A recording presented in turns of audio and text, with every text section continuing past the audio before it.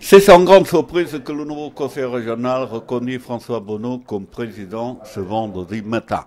François Bonneau a ensuite déclamé son discours d'intronisation en mettant l'accent sur la culture, la formation professionnelle et des aides de développement aux entreprises créatrices d'emplois.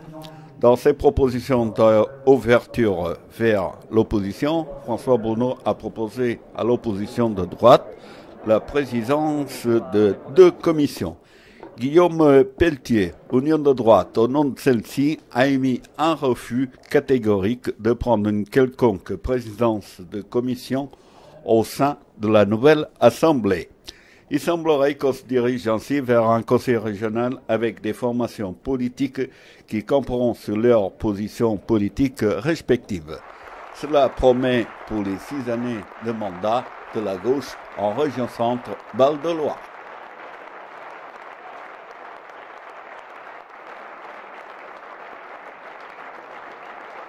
Peut se construire sur l'indifférence ou le rejet de l'autre.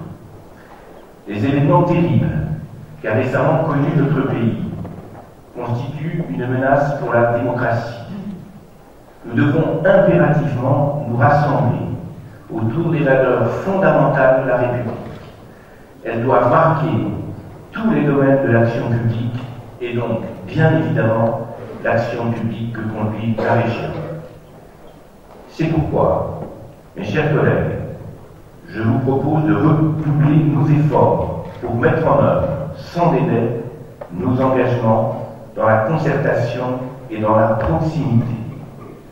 Nous ferons preuve de réactivité dans la prise en compte des attentes des habitants de notre région. Nous ferons preuve de la plus grande détermination pour armer notre région face aux défis économiques, sociaux et écologiques auxquels elle est confrontée.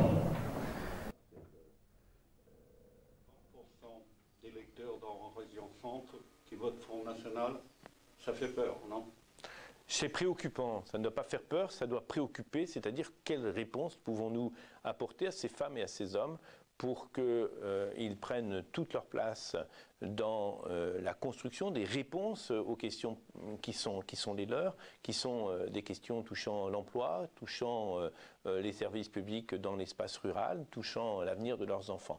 Nous devons à la fois répondre concrètement, c'est pourquoi je m'engage pour le très haut débit dans l'espace rural, je m'engage pour les maisons de santé pluridisciplinaires, je m'engage pour le développement de l'artisanat, mais en même temps, associons ces personnes à la construction des réponses qui sont des réponses publiques à leurs besoins. Ce matin, vous avez proposé à l'opposition de prendre deux commissions pour la présidence. Ça a été un refus catégorique. Vous pensez quoi? C'est regrettable que des élus fonctionnent comme avant-hier, bloc contre bloc. Notre pays aujourd'hui cherche au contraire des élus qui vont travailler ensemble dans le sens de l'intérêt général et donc je déplore cette fermeture qui rappelle le passé, qui n'ouvre pas sur l'avenir. En ce qui me concerne, je continuerai à être extrêmement attentif aux propositions de l'ensemble des sensibilités de ma région.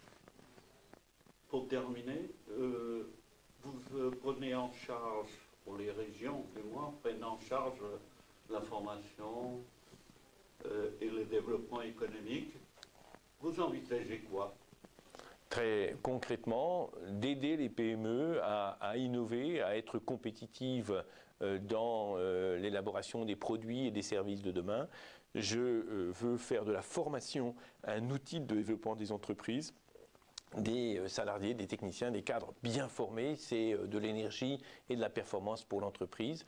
Et je crois que nous devons continuer à aider les entreprises qui passent dans des phases de trésorerie compliquées et qui ont parfois besoin des garanties de la région pour obtenir des prêts bancaires.